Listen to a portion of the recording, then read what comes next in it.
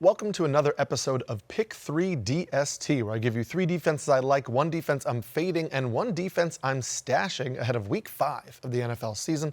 As a reminder, these are not my full weekly DST rankings. If you want to check those out, you can click the link below, which will take you to the article that I update as the week goes on when we get weather concerns and injury updates and things of that nature. As always, we're going to start with our accountability check, and it was a pretty poor week number 4 for the video picks.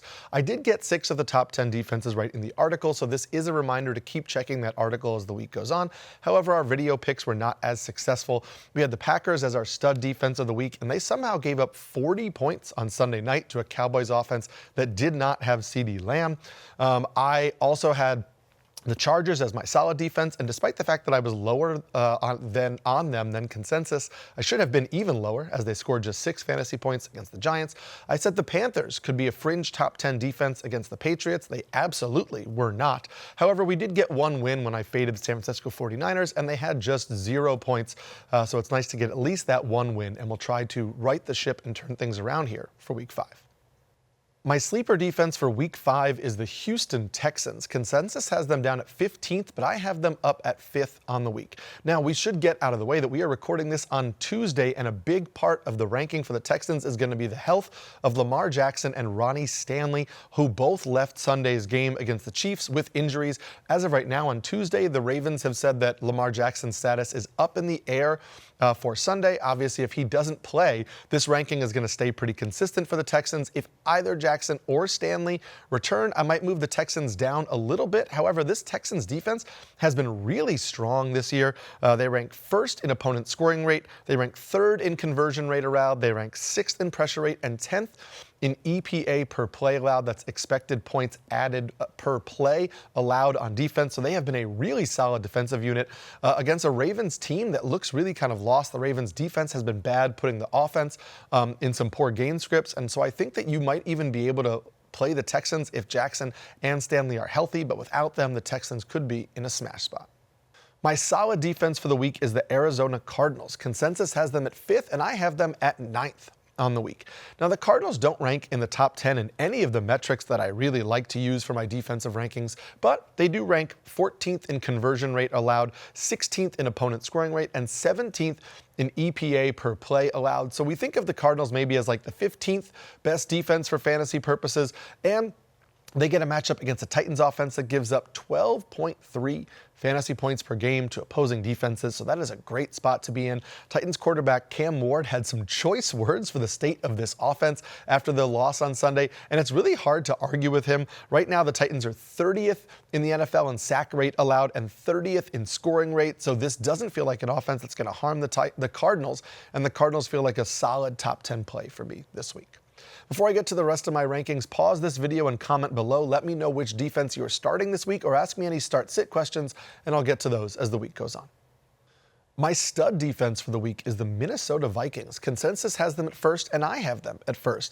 The Vikings have been a tremendous defense through 4 weeks of the NFL season. They rank 2nd in pressure rate, 2nd in EPA per play allowed, 5th in opponent scoring rate, 7th in turnover rate, and 7th in conversion rate, while averaging 11 fantasy points per game. They're now going to get a matchup against a Browns offense that gives up 11.8 fantasy points per game, so that's a really good situation for us. The Browns also lost Cedric Tillman to a hamstring injury in Week 4, so if he is unable to play in this game, Joe Flacco will be without 1 additional weapon on offense. And then we also have to note, this game is in Europe. The Vikings played in Europe already on Sunday, so they've been there all week. The Browns have to travel to Europe this week. That's a pretty big advantage for this Vikings defense. I think both of these defenses are playable this week, but I really do like the Vikings in this matchup. The defense I'm fading for this week is the Buffalo Bills. Consensus has them at 7th, and I have them down at 12th. Now, full disclosure, I am a lifelong Bills fan, and this team has given me a tremendous amount of heart attacks over the years, and so maybe that's factoring into my cynicism in ranking them this way. However, this is a defense that averages just 4.5 fantasy points per game to start the season, and they've had some pretty good matchups. Now, I know that they are without Matt Milano and Ed Oliver and first-round pick Maxwell Hairston, season, and we don't know if any of those guys are going to come back for Sunday Night Football against the Patriots, but this is a team that has really struggled with tackling over the years, and they continue to tackle really poorly last week against the Saints. I think this could be a shootout against the Patriots offense, and so I really wouldn't play the Bills outside of deeper formats this week.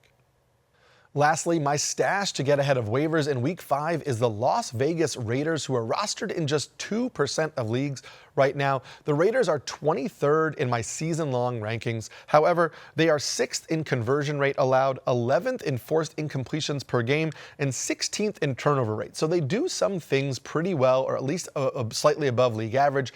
Their issues have been a lack of pressure and turnovers. A good thing for them is that they face the Titans in Week 6. We already talked about how great the Titans are as a matchup for opposing defenses.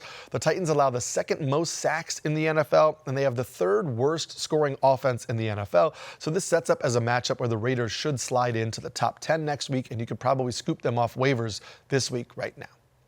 That's going to do it for this week of Pick 3 DST. As a reminder, click below to get my rankings, which I'll update as the week goes on. Don't forget to like and subscribe to get Pick 3 DST every week, plus all of our football content and fantasy football content over at NBC Sports.